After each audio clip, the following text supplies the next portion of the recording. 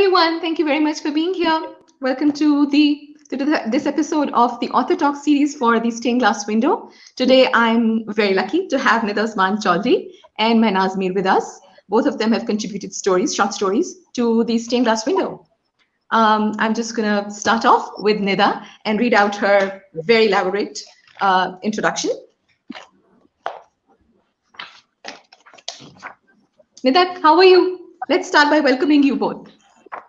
How's everything? Nida, can you hear me? Hello? Nida? Mehnaz, can you hear me? Can you please turn on your mic? Yeah, I can hear you. Hi, Mehnaz. How are you? I'm good, thanks. Thank you very much for being here. How's it going? Thank you for having me. Oh, you're welcome. So how's the lockdown going? School started already? Yeah, it's all going good. Online school is back up. That's great. Great. Okay, I'm going to read a brief introduction of Mehnaz Mir until Nida rejoins us, because I think there has been some technical issue with her connectivity, and we don't really have her on screen right now. I hope someone can help her out from the technical side. So Mehnaz, to read her brief introduction, Mehnaz is a teenager from Lahore whose first novel, The Curious Case of the Boarding School, has been published by Prupa Publications. Mehnaz has won several prizes in inter- and intra-school competitions of spelling bees, art and design, and has been awarded the bronze medal for the International Kangaroo English Language Competition in 2019. She is an avid reader and a traveler and has been contributing articles to magazines for the youth since her childhood. So Mehnaz, let's start with you until Nida joins us. So as I've read your introduction, the people watching us, the very kind people who are watching us right now, and I would also like to know that since you have had the experience at the age of 15, you've had the experience of writing a novel as well as a short story now that is part of the Stained Glass Window. Could you run us through the experience? How has it been, and how different is it to write a novel and a short story, or is it different at all? Let's hear it from you. I would say there are quite some differences when you're writing a short story versus a novel. Of course, there's the factor of time, first of all. You absolutely have to spend more time when you're writing a novel compared to a story, because a novel, obviously, it gets more lengthy. The process is longer, the plot is longer, and there's a lot of you have to take care of when you're writing a novel. But apart from the obvious, I'd say writing a novel gives you more freedom, I think, compared to a short story, because there's a lot of storylines that you can adjust into a plot when writing a novel, compared to a short story where you have to really just take care of word limit. So that's kind of restricting. So I'd say that writing a short story, you have to be careful with, you have to be mindful about the direction that you're taking your story into, more so when compared to writing a novel. Yeah, all right. That's good. Great. I will be back to you. Wanted to start the conversation with Nida, and I'm glad that she's back here. Nida, are you here? Can you listen to me now?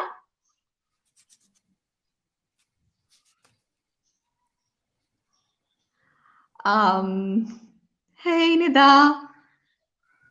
All right, please someone help her out. Let's get this started.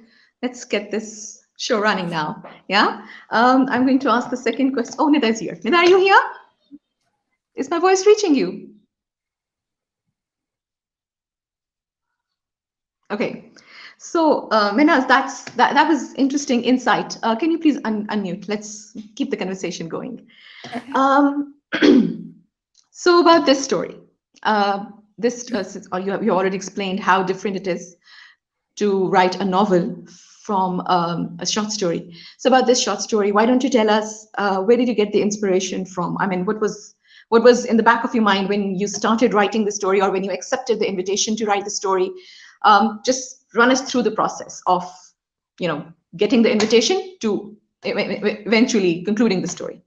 Yeah, let's hear. So the process wasn't that hard, because the editors, they actually gave us the topics themselves. So it Yeah. was regarding the pandemic and the COVID pandemic, as we all know. So there wasn't much for me to do over the topic that I would choose for writing. Um, so I thought over how I wanted to write about the pandemic and what kind of a story I wanted to go forward with for Hmm. the book. So there were lots of people around me experiencing Hmm. COVID, and it was mostly observational, the experience. And Right. so the story is written in a bit of a humorous way because all know the COVID pandemic has been very kind of a dark and a weighing experience in all of us, and I didn't really want to write something that would be very overly emotional or burdening. So I Yeah. decided a bit of a lighthearted approach to writing, and that's how this story came out to be. Well, I'm very glad that your story was one of those which made us smile a little as the editors. I hope the readers also find it very, amusing as we found it. Hi, Nida. Are you finally back? I'm so excited to see Yes, you. I am. I'm so sorry about the technical No, no, it's disruption all at the right. Happens to everyone. It happens to the best of us. So I'm going to finally start off reading Nida's introduction, which is very elaborate, but I'm going to keep it very brief because I would like to talk to them more, these wonderful authors. So Nida Usman Chaudhry holds LLB honors and LLM law in development from the University of London. Being a law academic, she has several research papers and articles published under her name. She's the founder of the Lahore Education and Research Network Learn and the Women in Law Initiative in Pakistan. This is her first published work of fiction. Congratulations, Nida. This is amazing. This Thank is you so so much. cool. Being, finally getting something published. Oh my God, I'm so excited for you. So let's hear it from you. How's it? What does it feel like? I am over the moon. This has been a dream come true for me, and I finally taken the plunge. And I hope that I don't stop here just at this one story. I hope to continue the whole process since it was a very overwhelming process in its own self because you experience so much and you feel so much and you go through so much when you're writing about characters and what they're feeling at that point in time. So it was a very cathartic experience for me as well. So I hope to continue this new journey that I have been able to embark on thanks to you and to Liberty Oh no. Books.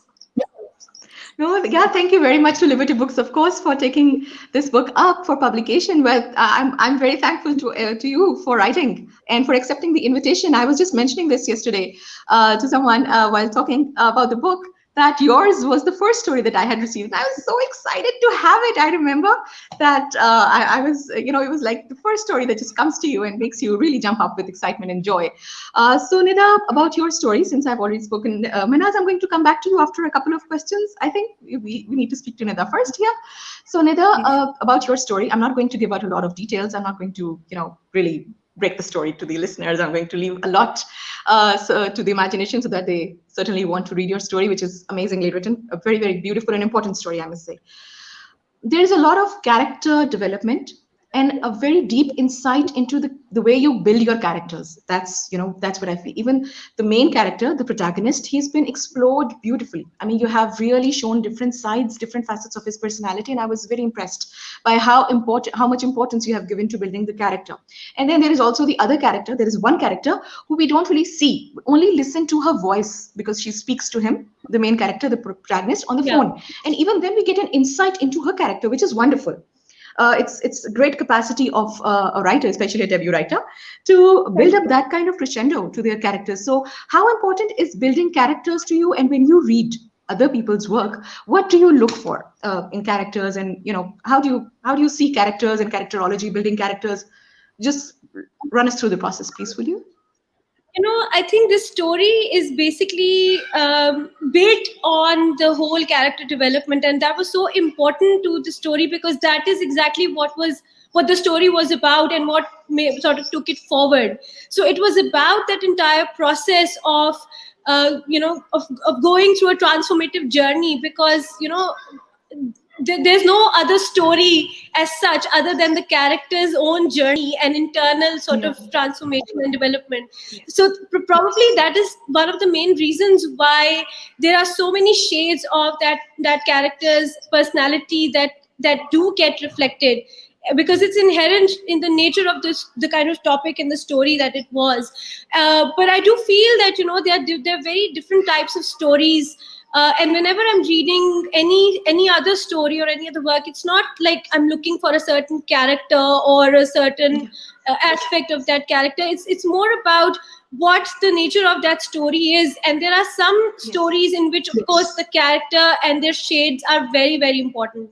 And there are others in which the plot of the story itself is so gripping, and it has so much action happening and so much going on that you don't really need very interesting characters to take it forward or to carry it forward. But of course, I think even visually, when I think about stories, because of my background in the performing arts, thanks to my family, I do think of characters and the visual sort of trajectory that they will have, because that just comes, I feel that comes naturally to me after having spent some time and looking at performing arts very closely. I think that kind of does come naturally to me a little. But yes, this character in particular was very important for me, because he was supposed to project so much of that transformation, because that is what it was all about. That was beautiful. The transformation is something that I really enjoyed reading in your story. So, Nida, can you tell us how's the lockdown, or all this year, the past year? I mean, how was it for you? And when you accepted the invitation to write the story, I mean, what did you have in your mind? Because I remember we had 1 or 2 phone calls, we had exchanged of a few emails before you had submitted the story. So there were questions which I hope that they were answered and you were comfortable in writing the story. Just tell us. It was very interesting, actually. I was in the middle of a Zoom session and a very serious topic on, legal rights of stranded spouses and whatnot. I was literally in the middle of that session and full on, my legal hat was on, and I was just into that. And, on my mobile, I received a message from you saying, hey, would you, want to contribute this and this and that? I was like, okay, yeah. And then I looked at it, like after the session, I looked at it. I was like, oh my God, what did I say yes to? Because, of course, that I have been into, writing and all. But at that time, I didn't really sort of put my mind to it. I was like, okay, Sana is saying something. She's asking me for something, and I have to say yes to it. And then when it hit me that, okay, this is what I have to, do, it was obviously a great opportunity for me, because starting from a shorter story as a debut author was something that I felt that, okay, this is something that, more doable for me, something that I can actually start with. Because when I was doing the Writing Institute courses by Wes Khan, and he made us, write a couple of chapters, and that's when I started writing my novel, actually, which is still unfinished. It's incomplete. But, I just got so busy with my life that I wasn't able to ever put my mind to finish it. And I want to, but this short story gave me an opportunity to really test myself. And I learned so much in the process. I think this whole opportunity of actually submitting a story and then seeing the whole editing process come through. And I particularly remember, the conversation that we had about, even the questions that I had. I told you very clearly that I don't want to write something very sad or dull or depressing, because as it is, that was such a difficult time for everyone. And about experiencing lockdown, for me, it was not in black and white. I think experienced, like many others, lockdown in a very different, in very different shades, and in multiple sort of, I would say there were a lot of shades to the lockdown. So one day it was good, the other day I would be really upset about it, and then someday I'd be just grateful and thankful for whatever I have. And just looking at the stories that were coming out at that time of the people who were suffering, the daily wage workers, particularly because women lawyers were, at that time engaged in collecting rations for these people and for somehow getting them food and water. And then, of course, we were hearing stories about the burden on the medical professionals and the doctors and the nurses, and yet here I was, uh, protected in my own environment. So basically that kind of became the premise and the basis of the story as well. All the stark inequalities, the harsh realities, and the kind of different experiences that I was just being exposed to because of the kind of work that I do, it just made the whole process very transformative for me at a very personal level as well. And I think that is what then translated in the story also. But the whole process has been just such an eye opener, and I am so grateful for the opportunity. That I still remember one thing that you taught me, which was about carrying forward the character's voice as opposed to my own sort of, because I wasn't used to writing fiction. So that's what I'm saying, that that entire process of from that one message that you sent me to me experiencing lockdown in these so many different ways, and then finally learning through that process of actually writing it down and then going through the editing process and then the final sort of version that came out. It was, I mean, I have had an incredible joy at learning all that I did through this process. Thank you so much for that. Oh no, I'm very glad that you wrote, Nida, and I'm very glad that we all keep learning from each other. Yeah, I'm so glad that we can make difference in each other's lives, and we can make see things to other people as well as writers, because I think that's primary. That's the thing that writers do most of all. I'm going to come back to you, Nida, in a moment. I'm going to ask Mehnaz now. Could you please, Mehnaz, unmute yourself? Yeah. All right, so Mehnaz, tell us about your previous publication. That's your novel. Tell us about the genre and when you wrote it, and how was what was the experience like writing that novel? What it's titled? The Curious Case of the Boarding School. Okay. My first ever novel. It's a mystery thriller, and it was written by me 2 years ago. The publication process got delayed a bit due to a few issues, but it's here now. So, all right. How does it feel having a book out? Having an entire book out? What does it feel like? It's awesome. It's like, getting to share your work with the world. It's a huge. I feel like it's a huge thing for me. It's just awesome. Yeah. Well, congratulations to you too, for having a new book out. So it's a mystery thriller, you said, yes? This novel is? Yeah. And your short story that you have written for the stained glass window, that is more of a lighthearted commercial fiction kind of a thing? Yeah? Exactly. So you've written these two bits of writing 2 years apart. Yeah. So why the difference? Is that intentional, or is it just something that you went with because it came to you? I think it's mostly me growing as a writer and discovering different genres and choosing to write in different genres. So, like I said, the novel was written by me 2 years ago, right? And so these last few years, I've just been working on trying to experiment with different types of writing, trying to explore different genres. And yeah, I just started experimenting a lot, and that has brought me to writing stuff now that's different from what it was before, because I realized that writing mystery thrillers is not the only genre I want to be writing in. So Yeah. how this short story came about to be. And what kind of books do you read? Has that also changed over 2 years? Has that also changed your yes, it has. favorite genre to read? Sorry. Yeah. So before it used to be, I used to read and watch a lot of mystery thrillers, like the Pretty Little Liars series.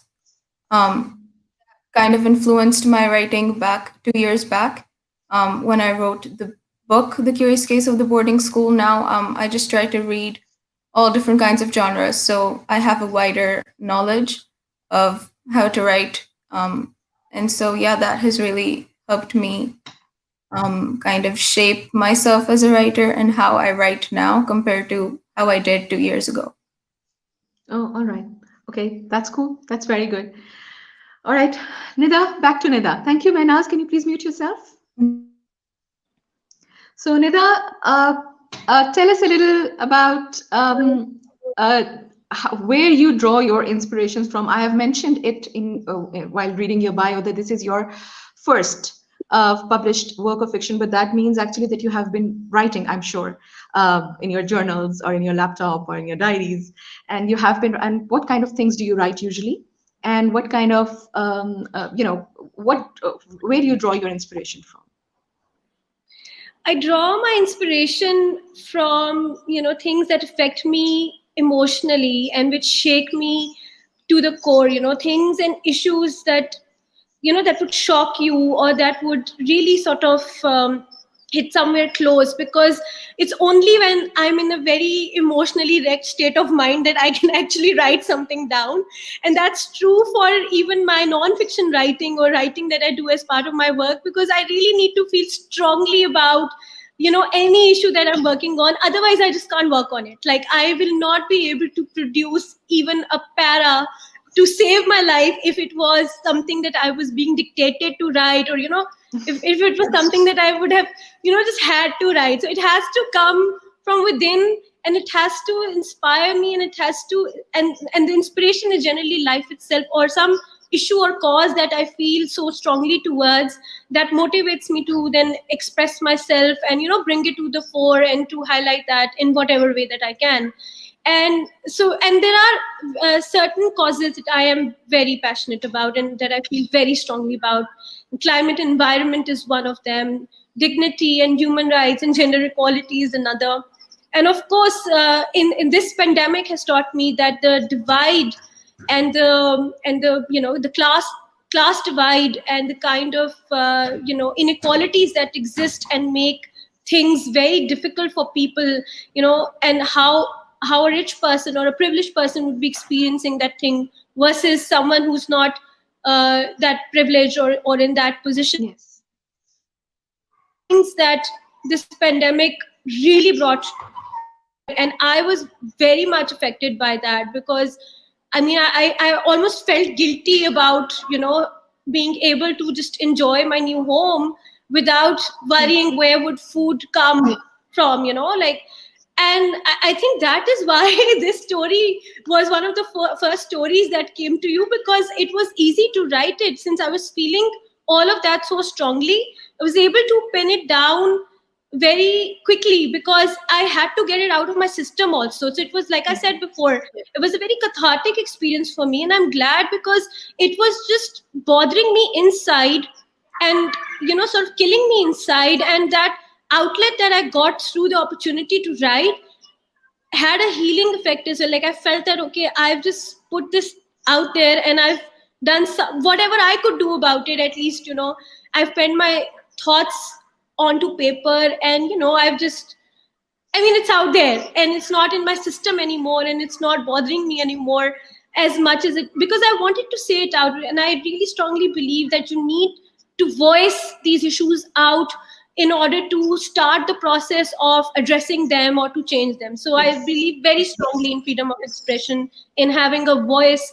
And this is the story that enabled me to express that, that privileged guilt that I was feeling, and to be able to put it into words to hopefully inspire that any such crisis must make us better human beings, and it must transform us for the better, and it must be taken as an opportunity for us to look at the bigger picture and be able to harness our resources or whatever it is in our power to do something for the collective benefit of each other.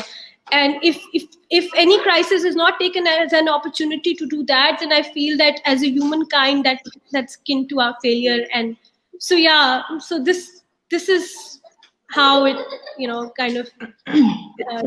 That's very beautiful.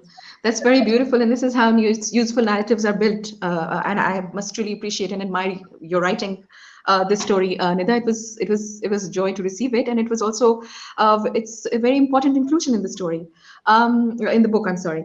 So can we just hear you read out something? Do you have the book with you, Nida, right now?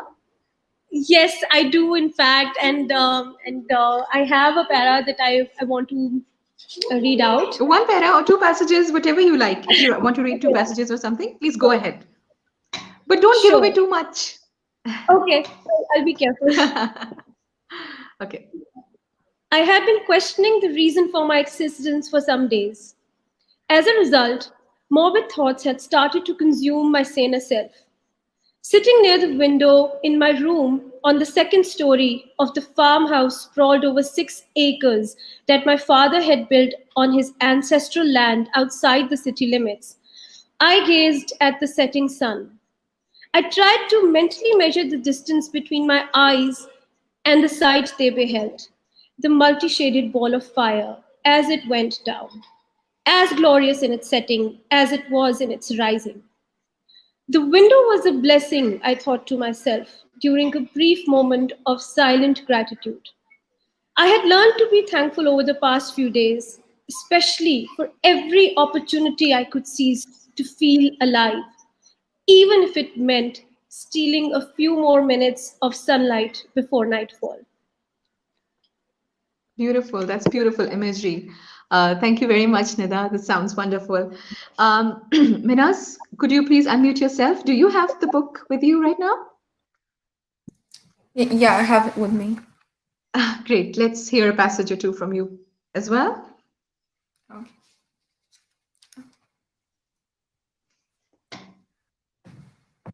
Zara grabs her phone and presses the pause button, saves the video, and then she opens the Notes app to write a to-do list, which includes uploading her vlog to her YouTube channel. Seeing JP fast asleep right in the middle of the bed, Zara walks over to her desk, seats herself on the couch, and opens her laptop. She logs into her Netflix profile and leans back on the curved edge of the couch, silently contemplating watching the new season of a Spanish heist show instead of Pretty Little Liars for the third time. Just then, the worst kind of chill runs through her legs and she starts shivering. Awesome. She rolls her eyes and pops the basic tablet for fever. Mom knocks at the door. She silently shoves away the laptop and pretends to sleep. This is the only way to keep her away from the sick room. Okay. Thank you very much. Thank you. That sounds lovely. It's a good selection. I think it Yeah, just I've, gives. I've actually read I've actually read the whole book, and I really You really have? enjoyed reading Manaz's. Yeah, I have read the whole book, and I really enjoyed reading Manaz's story because her age and the language, and I noticed how like because it's a collective work of so many different generations, and we have very senior experienced writers, and then we have people as young as Manaz, and I was noticing how the language was changing Yes. with the age and the setting of the author himself and herself, and it was fascinating to note all the different colors that you've been able to put together in the stained glass window.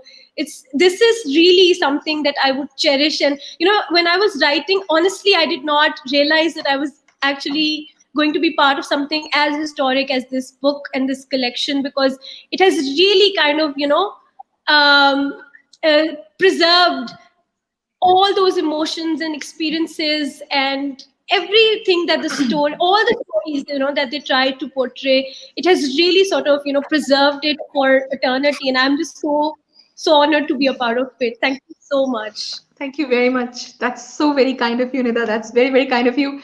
And it's very encouraging to know that you've already read the entire book. I'm not going to ask you if you have a favorite story, but your kindness, your kind words, they mean a lot. Thank you very much. I hope you enjoyed it. And Menaz, I you love need to say thank you to Nida as well. She's appreciated you a little. Yeah. Thank you so much. Yeah. Thank That's you. nice. That's very nice.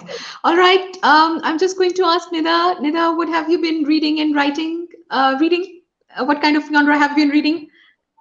You know what, I never like used to, like, I didn't even know about the Pakistani writing culture before I joined Aves's writing institute, and then he introduced us to Faika Mansab's amazing book, This House of Clay and Water, and from that point onwards, and then of course Aves's book released as well. Then I read your book, and that kind of just got me into this conscious effort to read more of Pakistani authors who are writing in English or in any language for that matter. But it really got me interested in seeing how Pakistani writers were expressing their thoughts and sort of trying to compete with the global market, taking our stories abroad and portraying our stories to the world, because I really believe that storytelling is a very powerful medium, and I believe in storytelling. So I am very consciously, and since those classes with the West, I've been very consciously reading Pakistani authors,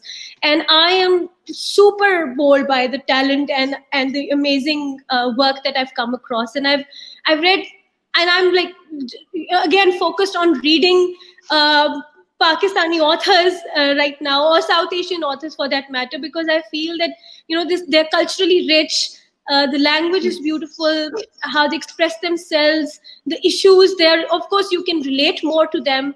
Not that I don't enjoy reading, of course, Western authors. I still love them, but it's the stories are closer to home. And so I've really, really enjoyed reading so much work that Pakistani authors have produced in recent past. And most recently, I read Sana Pirzada's book, Naomi Byron, and that was a legal thriller set in Victorian times. So it had a double effect for me. Like it was not just a work of fiction, but also something based heavily in my own professional sort of background, which is, it's a legal thriller, it's a murder trial. So I really enjoyed reading that. And of course, all the other Pakistani authors that I've read in recent past, including Sanam Meher's work, your work, Awai's work, Ms. Faika Mansab's, Laline's Austanistan was amazing. So, and I'm looking forward to read Pure Land. So it's really, really exciting, and just spending my time. And then, of course, in the middle of all of this, the stained glass window came. So I read all the stories, and I'm really, really excited about being a part of it. So yeah. I've been reading a lot. Thanks. No, please stop saying that, Nida. That embarrasses me a little. Thank you very much. I've been very grateful to all the authors that have contributed. So thank you very much, Nida, for writing for the Stained Glass Window. I'm glad that you mentioned all these lovely books. They're all amazing writers and amazing books. How does reading help you, Nida? Does it help you? Does it help you escape, or does it help you relate with the world that you're living in? It does help me understand, the issues around me, or it helps me process things a lot, because I have always been fond of reading. Like since childhood, this has been something that I've been able to take to, and I think I would give credit to my teachers for that, because they were just so inspiring in their own way to have introduced me to such amazing work at a very young age. So from that time onwards, there was never a time where I could go to sleep without reading a passage or two from a book. And they would encourage us to read anything, whether it's newspaper or whether it's, fiction work or non-fiction or whatever. So since childhood, I've just had this habit of reading, and I cannot go to sleep without reading something or the other. For the longest time, my mobile phone had replaced, the actual books, because it was just right there. You're reading, you're going through Twitter, and then you're reading something here. So like I feel somewhere in the process I got disconnected with the whole relationship that you have with holding a paperback and flipping through the pages and all. So this quarantine, I was finally able to get back to that routine, and I realized how much I was actually missing that.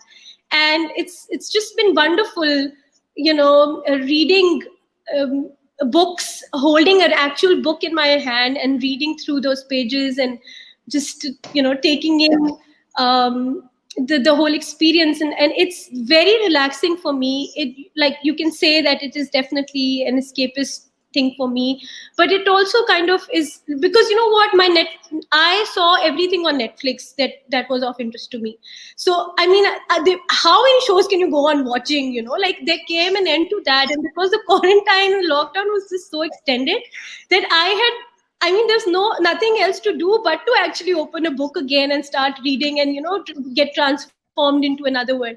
So that's how it happened, that my Netflix just, I just exhausted that. And then I went to books again, and I never looked back. I mean, one after the other. At times I was reading more than one book simultaneously. So I would read one book and then I would read the other one. And then it was just, the need for good storytelling, and the need to read good stories and to, experience something else, because the contact with the outside world was so limited. You weren't really meeting people that much. Twitter was a lot of noise and a lot of toxicity. So I was like, okay, and I'm the sort of person who needs to connect with people, who needs to connect with human beings. And books were the way I did that in this time. And I'm just really happy to have found my way back to them. Great. That sounds lovely. Thank you very much, Nida. Do we have any questions or comments? I think I'd like to see them now for the authors, for the lovely authors. If we have, there's this comment that says it's a very readable book. Thank you very much. Another, Menaz, do you plan on writing any book in the future? Menaz, this question is for you. Oh, I wanted to ask this to Nida. I'm going to come to you, Nida. Menaz, let's hear it from you. Are you planning to write any new book?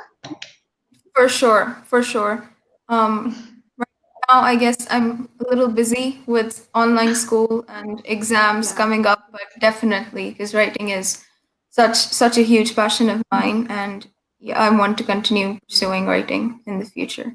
Definitely. Great, brilliant. Good luck. We'll be looking forward to see what you write next. Next question. Nida, this is the chance where I ask you this question. What are your future plans related to your writing career?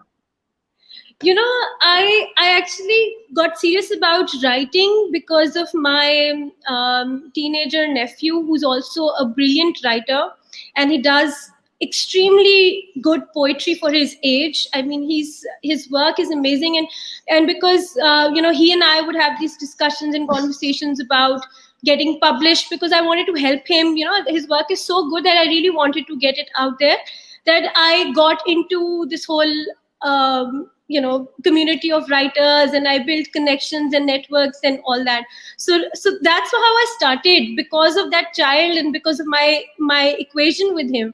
And I realized that now that I'm sort of almost into it, and all thanks to him and our sort of relationship and mutual liking towards writing and expressing ourselves, that I want to write something for his age group, and I want to write something for children of this country, because I feel that we don't have enough of our own tales. Like, for example, when I was growing up, I read a lot of Enid Blyton, and I read a lot of Sweet Valley Twins, and then Harry Potter and all that, and then of course all our fairy tales are also Western and all that. And like, at least there were stories which are, of course, our own nannies and dadis used to also narrate to us, which were based on our culture and all. But then somewhere in the middle of all of that, I feel that there's not enough that's being done for children. So I would really like, that's a desire, that I want to really write a nice adventurous sort of tale for the extended families and the cousins that we have, focused on that, or something that kind of just brings in that kind of, which the children and the extended family children of our times can actually relate to and find themselves in. So I want to write that. Yeah. I just, because you have mentioned this children's literature thing, which is very important and very close to my heart. Nida, I just remember you posted your son having written a story or a book. Tell us about that, Yes. will you? Okay, so this is it was the coincidence of a lifetime, and I was so happy about it, because here I was working on the stained glass window, and there my son school started working on this project where they were also supposed to make their own storybooks, and they were introduced to different genres from a very early age. And because it's project-based learning in a school, so they kind of have to actually make and go through the whole process practically. And so, there was a whole training that he went through in that one term. So there was a storyboard, and then they were basically just introduced to different genres, and then they had to write the first draft and the second draft, and they had to type it, and then they had to actually print it out and get it binded in a form that looks like an actual book. And this was meant to be for their school and their class library, and just an exercise to train these children. And he's in grade 1. So I was so kind of envious, like, why didn't my school sort of, engage us in this process? But through him, I was so involved and engaged in that, and it so happened that his book got ready almost the day that I received the stained glass window from Liberty Books. So I received my delivery on the same day that we got his book ready from the markets. And it was just, I think, the most cherished moment of my time as a mother, because, and it's his entire story. He literally thought of it on his own. The characters are his. He chose a fable, and so the lesson that I mean, of course, I helped him a little bit with putting it together, but it's encouraging to see how at this young age he was able to produce something which he can call his, and I was able to produce something which I can call mine. And both of us were, I mean, he started much earlier than I ever did. So I'm hoping that he would continue on this journey as well. And he wrote like 2-3 other books, very small versions, after that during his holidays, because he just got the hang of it. So I really, really am happy that his school made him do that, and he's happy about it. He even made small videos marketing his books, and he sold copies of his to the entire family and put a price tag on it. Did he actually sell them? He's already making money out of it. That's amazing. That's great. He sold it to his nano, he sold it to his, other nano, he sold it to, all the relatives in the house. And, he literally made videos. He made me record them from my phone, saying that, this is what I've written, and you can purchase it from here, and it's flana and and thank you very much. And like, I was like, wow, you're a natural at this. You're better at this than even I am. So I was quite amused at his. Great. Yeah, but that's brilliant. You must congratulate him from us, from our side. Indeed it's brilliant to have written something at such a tender age. I was looking at a message or a comment from Dr. Chand Zahid. Can I see that, please? I just saw the name of Dr. Chand, but I didn't really read that. I'd like to read that one. Okay, so Dr. Chand Zahid says, good to join for this enlightening conversation. Well, thank you very much for joining in and listening to it. It's indeed a privilege to have you here as a listener and a viewer. Okay, next. I think I could take the next comment.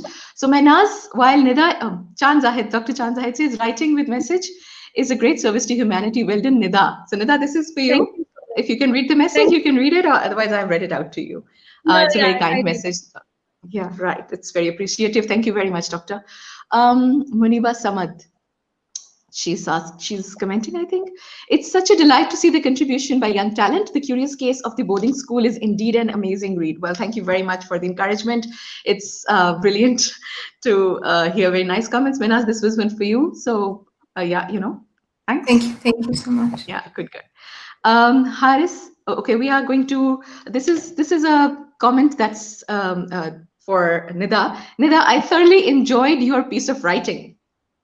Thank you so much. That's for you. That's for you, Nida. All right, great. I'm so glad that the authors already have people who are appreciating their work. Nida's story is so moving. That is another comment we have, and this is making me happy. I'm actually this is very it's cheering me up. Okay, Mehnaz, Nida just talked about, Sana Sharifuddin Pirzada. I'm coming to you, Mehnaz. I've just seen her comment. There is Sana Sharifuddin Pirzada. Thank you very much, Sana, for tuning in and for listening to the talk. Excellent talk, Nida. Mashallah. Many congratulations. So, Nida, this is for you. Thank you. This is so good to have you a part of this episode. Thank you so much. Yeah, thank you very much for joining in, everyone. Mehnaz, when Nida was talking about her son, and can you please unmute yourself so that you can answer the question when it's done? When Nida was talking about her son, that he started writing and all, do you remember when you started writing? Or getting published? Do you recall it? Yeah, I think I've been writing for the longest time I can remember. I think I was Yeah, like where were you published? How did you 2 get published when I first? started writing. I started with writing cards and little notes to my parents and my Yeah. sisters. Um, And and from there? yeah, growing up, I started writing and contributing to magazines, Yeah. like the Young World or the News, Disney, and Yeah. like children's magazines like that. Yes. Um, Yes. and yeah, Do you We have should have more do you have of those. scrapbooks? Do you have yeah, scrapbooks yeah. of those bits? Yes, I do. I used to collect my writings, and I actually used to make travel logs too. Yeah, Um, I remember. Oh, I Scrapbooks mean, out yeah, of those cool. too. That's really cool. Yeah. Good, thank you very much. Sounds amazing. I think that's one of those things, Nida. I'm sure you're going to agree with this. Um, uh, at least when I was little, we used to do these things called scrapbook making. Just Yeah. keeping mementos or photographs or Yes. cards from friends or these tidbits which were important to us. They had some very emotional value. We just put them in scrapbooks, and that's how I think that's all something that's very helpful in putting memories together, as well as where the process of creativity. I think it really helps a lot It in does. bringing out that creative part of you, or this storytelling thing, that you are telling a story through pictures or images, which can later in life they can translate into words. Did you ever do scrapbooking when you were little, Nida? I did all the time. It was, I mean, one of those things that was in trend, but also because, I really like the idea of preserving memories, and I still do, which is why I'm open about putting everything out on Facebook and all digital platforms. Whereas my Yes. husband is a very private person and he's not, into that at all. But I do believe that Facebook is the new kind of scrapbook. And Yeah. so yeah, I used to do that, and I used to in fact have a whole collection of quotations that had inspired me over the years. So I would read them in Reader's Digest, or wherever I came across good quotations by people which would inspire me. I would have my own diary and make that diary. So like I had very different types of scrapbooks.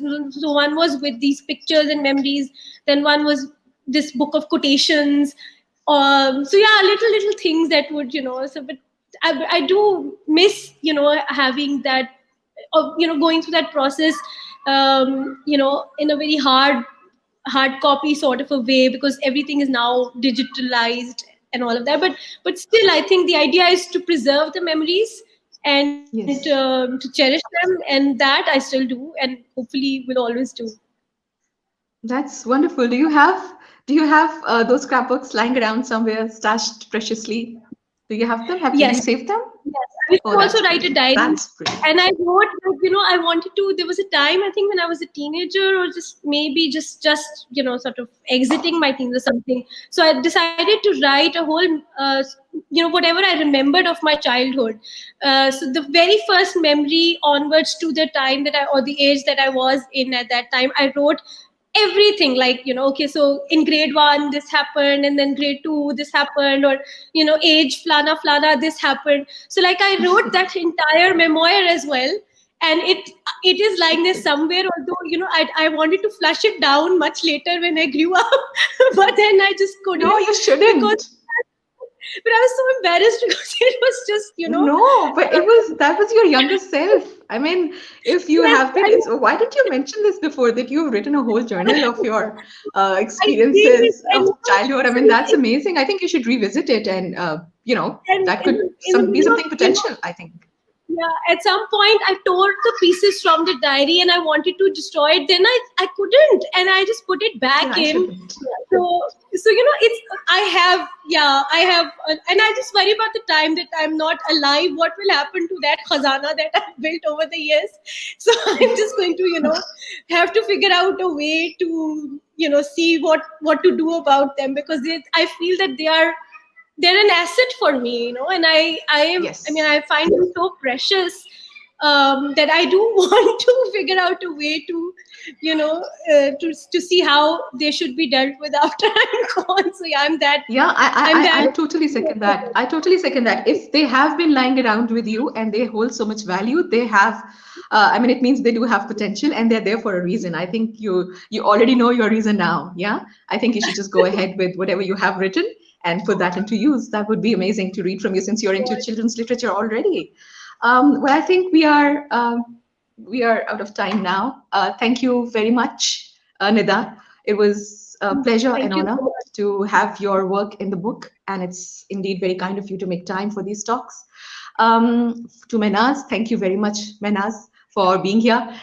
We know the Thank online you for having schools me. are keeping children, students very, very busy. And Yeah. the long hours are prolonged. There's so much to do, so much of homework and exam preparation to be done. So thank you very much for writing, and thank you very much for making time. I think I'm going to leave everyone here now. Thank you If so you much want for to say having bye, us. thank you very much. Bye bye. Thank you. Thank you so Bye. much, everyone. Thank you so much, Liberty Books, and for this anthology. Thank you so much.